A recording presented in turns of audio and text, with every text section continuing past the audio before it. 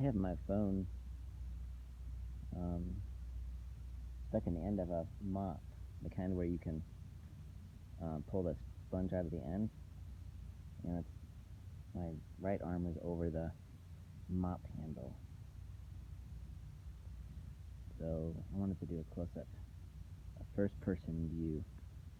I haven't worked obsidian in a year, so, but it should be easy to nap without minimal swinging, so let's see how this works, shall we?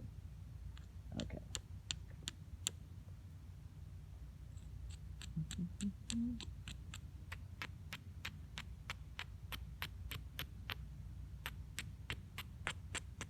First thing I'm going to do is look and see how curved my flake is.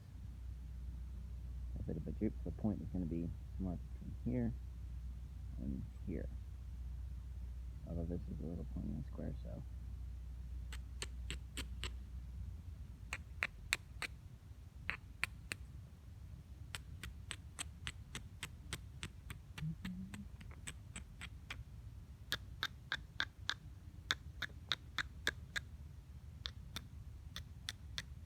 I'm just doing trimming.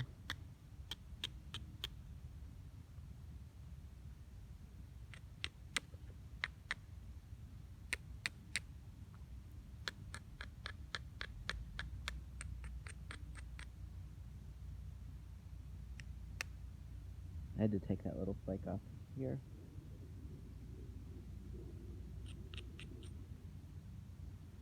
It's a little steep. It's a little too much of a flake, but not bad. Push it down. Now we're low, we can turn over and do some hammerstone to take that ridge off.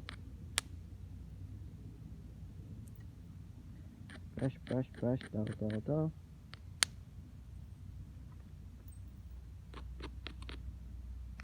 I think obsidian is probably good practice for hammerstones because you can just super slow dropping.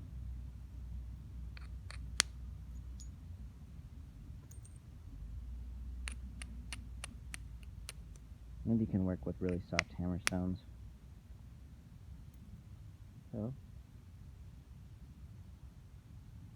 back is a little bit better.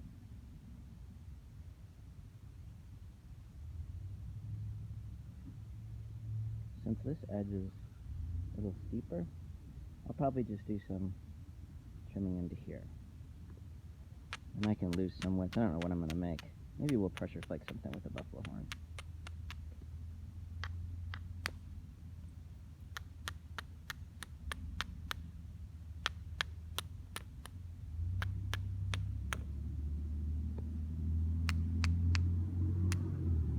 Sorry about the traffic noise. I'm back down in the land of less opportunity for doing fun stuff.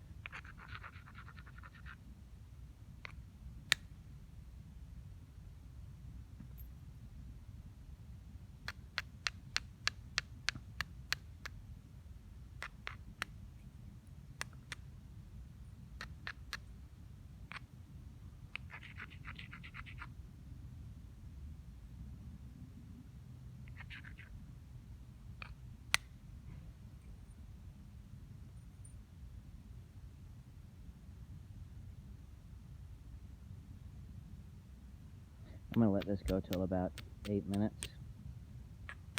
Hopefully that there's decent lighting on here.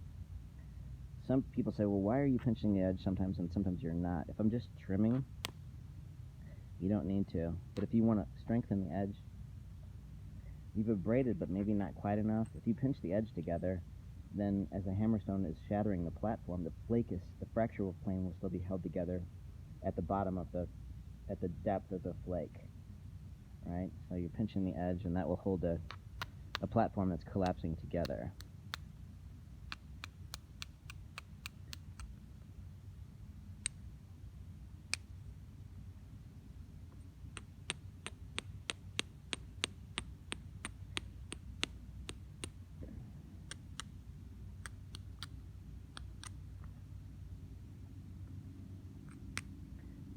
Minutes. With the right hammerstones, this is a flat facet. This isn't a braided that broke. It got dished in a week and I hit it with something. But with a hammerstone that's just basically a thinning hammerstone with a little bit of a rounder face, you can abrade and just take these little spalls and turn them into freeforms at this stage in 30 seconds. I'm just going slower for one so I don't hit my arm on this mop handle, and two so you can kind of see.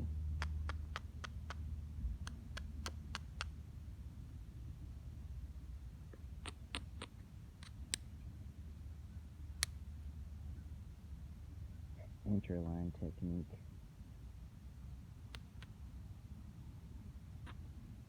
Just kidding.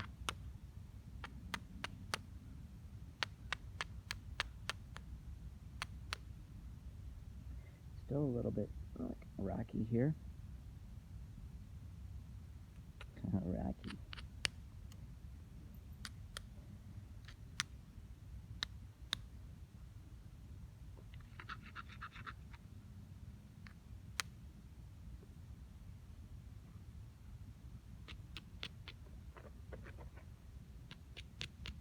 Trying to look around my phone here. 6:25. We'll go a couple more minutes. We'll need to switch to a smaller hammerstone shortly, so I'll do that. At some point, you can get too big of a flake and get it too flat, so let's try to maybe get one. Careful not to braid a flake into our finger.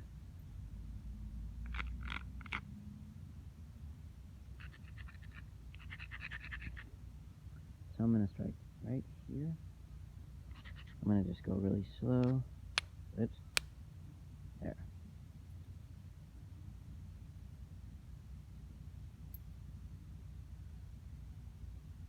At some point we'll have to come back this way, but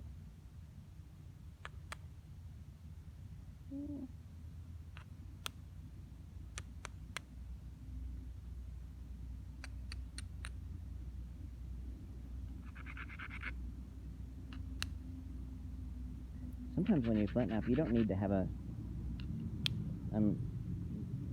sometimes you need to have a plan, and sometimes if you just take nice flakes that are working into contours, you can occupy yourself with this little busy work. And I think sometimes nappers, if you haven't napped a whole lot, you get target fixation and like a problem, and it takes a while to just not get disappointed and set it aside, work on some busy work, just doing some edging, and then you can come back and see where your contours are, and then give yourself opportunities to address issues.